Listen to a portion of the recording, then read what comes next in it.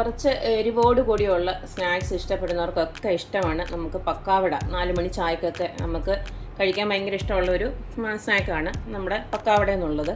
അപ്പോൾ അതെങ്ങനെ ഉണ്ടാക്കുന്നതാണ് നമ്മളിന്ന് കാണിക്കാൻ പോകുന്നത്.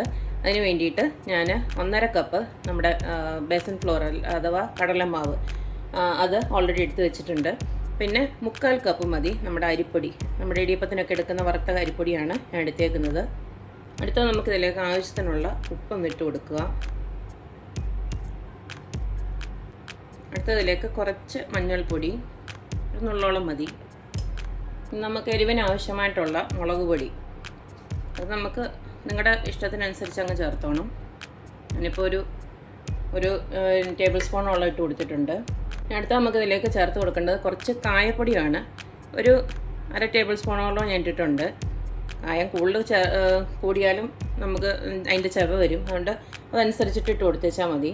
അടുത്ത ഞാൻ കുറച്ച് നമ്മുടെ ഗാർലിക് പൗഡറും ഇട്ട് കൊടുക്കുന്നുണ്ട്. നമ്മുടെ വെളുത്തുള്ളിയുടെ ഒരു മണം ഇഷ്ടമുള്ളവർക്ക് ഇതോടെ ആഡ് ചെയ്യാം.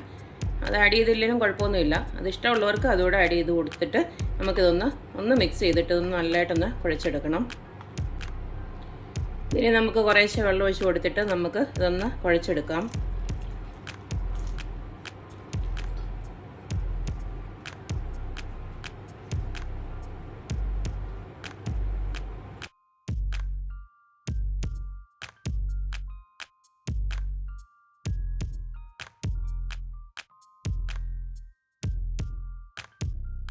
അപ്പം നമ്മൾ ഈ ഒരു പരുവത്തിൽ കുഴച്ചെടുത്തിട്ടുണ്ട്. ഇനി ഇതിലേക്ക് കുറച്ചൊന്ന് എണ്ണയൊന്ന് നമ്മളൊന്ന് തേച്ച് കൊടുക്കണം. കാരണം വെച്ച് കഴിഞ്ഞാൽ ഇത് എളുപ്പം ഡ്രൈ ആയി പോവും.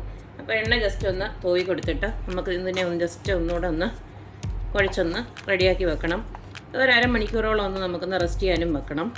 അപ്പോൾ അതുവരെ അത് ഇവിടെ ഒന്ന് ഇരിക്കട്ടെ. അതിനാണ് നമ്മളൊന്ന് എണ്ണ വെച്ചിട്ടൊന്ന് ഒന്നുകൂടെ ഒന്ന് കുഴച്ച് കൊടുക്കുന്നത്. ഒത്തിരി അങ്ങ് ലൂസായി പോകരുത്, ഈ ഒരു പരുവത്തിൽ.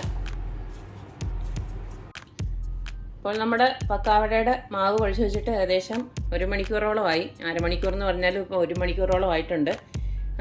ഇനി നമുക്കിത് എണ്ണയിലിട്ട് വറുത്ത് വരാം. അതിന് വേണ്ടിയിട്ട് നമുക്ക് ഈ ഒരു അച്ചാണ് എടുക്കേണ്ടത്. കണ്ടില്ലേ, ഈ ഒരു ഷേപ്പിലുള്ള അച്ച്. ഇതിപ്പോൾ ഞാൻ കുറച്ച് എണ്ണയും തൂത്ത് കൊടുത്തിട്ടുണ്ട്. അത് നമുക്കിനി ഒന്ന് അതിനകത്തോട്ട് സെറ്റ് ചെയ്യാം. ഇതിലെ കുറച്ച് എടുത്ത് നമുക്ക് ഇതിനകത്ത് ഫില്ല് ചെയ്യാം. ഇനി നമുക്ക് വറക്കാനുള്ള എണ്ണയൊന്ന് ചൂടാക്കിയെടുക്കാം.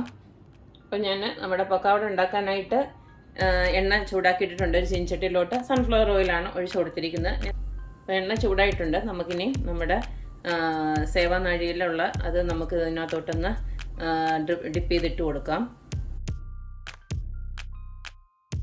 ഒരു വശം നന്നായിട്ടൊന്ന് മൂത്ത് കഴിയുമ്പോൾ നമുക്കിനി ഒന്ന് തിരിച്ചിട്ട് കൊടുക്കണം. ഒരു മീഡിയം തീയിലിട്ട് മതി ഇത് വറുത്തെടുക്കുന്നത്.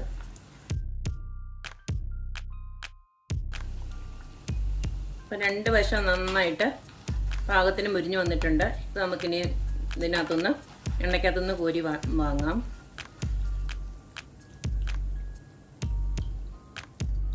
ഇതുപോലെ തന്നെ ബാക്കിയുള്ളതുകൂടെ നമുക്കൊന്ന് വറുത്തെടുക്കാം.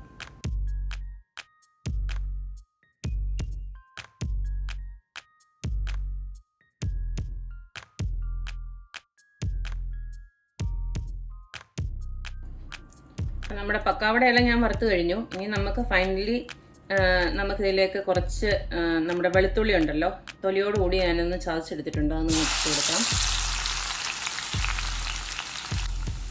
ഇനി ഇതിലേക്ക് തന്നെ കുറച്ച് കറിവേപ്പിലയും ഞാൻ 2-3 പച്ചമുളക് കൂടെ ഞാനൊന്ന് വറുത്തെടുക്കുന്നുണ്ട്.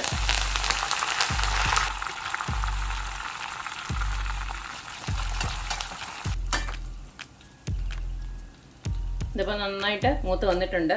ഇതിന് നമുക്ക് സ്റ്റൗ ഓഫ് ചെയ്തിട്ട് ഇത് നമുക്ക് ഇതിനകത്തുനിന്ന് കോരി മാറ്റി നമ്മുടെ പക്കാവടയ്ക്കകത്തോട്ട് ജസ്റ്റ് ഒന്ന് ഇടാം. അതിൻ്റെ ഒരു മണോടെ കിട്ടും. തികച്ചും ഓപ്ഷനിലാണ്, വേണമെന്നുള്ളവർക്ക് മാത്രം ചെയ്താൽ മതി. നമ്മൾ ഓൾറെഡി ഗാർലിക് പൗഡറൊക്കെ ഇട്ടിട്ടുണ്ട്. അപ്പോൾ നമുക്ക് ഇനി ഇതൊന്ന് നമ്മുടെ പക്കാവടയുടെ വെള്ളോട്ടൊന്ന് ജസ്റ്റ് ഒന്ന് ഇട്ടിട്ട് ഒന്ന് മിക്സ് ചെയ്തെടുക്കുക. അത്രയേ ഉള്ളൂ. അപ്പം കഴിഞ്ഞിട്ടുണ്ട്. നമ്മുടെ അടിപൊളി പക്കാവട ഇവിടെ റെഡി ആയിട്ടുണ്ട്. കണ്ടില്ലേ, ഇത് ഞാൻ ജസ്റ്റ് ഒന്ന് ഇതുപോലൊക്കെ ആക്കിയിട്ടുണ്ട്, ചെറിയ ചെറിയ കഷ്ണങ്ങളാക്കി ആക്കിയിട്ടുണ്ട്. അപ്പം നമുക്ക് ഈസി ആയിട്ട് നമുക്ക് ബേക്കറിയിലൊന്നും പോകണ്ട, ഇതുപോലൊക്കെയുള്ള അടിപൊളി പക്കാവട വീട്ടിൽ തന്നെ ഉണ്ടാക്കിയെടുക്കാം. ഇത് ജസ്റ്റ് ഒന്ന് മിക്സ് ചെയ്തെടുക്കണം, അത്രയേ ഉള്ളൂ. അതിപ്പോൾ ചൂടാണ്ട് ഞാൻ അങ്ങനെ വെച്ചേക്കുവാണ്. അതുപോലെ പിന്നെ ഇനിയിപ്പം ഇത് നമുക്ക് കുറേ നാൾ വെക്കേണ്ടതാണെങ്കിൽ തന്നെ കുറച്ച് നാൾ ഇരിക്കുകയും ചെയ്യും, കാരണം എണ്ണയെ വറുത്തെടുത്തതാണല്ലോ. അപ്പോൾ നമുക്ക് സമയമുള്ളപ്പോൾ ഒക്കെ ഇതുപോലെ ഉണ്ടാക്കി വെച്ച് കഴിഞ്ഞാൽ നമ്മുടെ കുട്ടികൾക്ക് ഇഷ്ടമുള്ളപ്പോൾ ഒക്കെ നമുക്കിതുപോലൊക്കെ എടുത്ത് കൊടുക്കാൻ പറ്റും കഴിക്കാനായിട്ട്. അപ്പോൾ ഇതുപോലുള്ള അടിപൊളി റെസിപ്പീസ് കാണുവാനായി എൻ്റെ video please like, share and subscribe. അപ്പോൾ ഇനി ഒരു അടിപൊളി വീഡിയോ ആയിട്ട് വരുന്നത് വരേക്കും. ബായ്.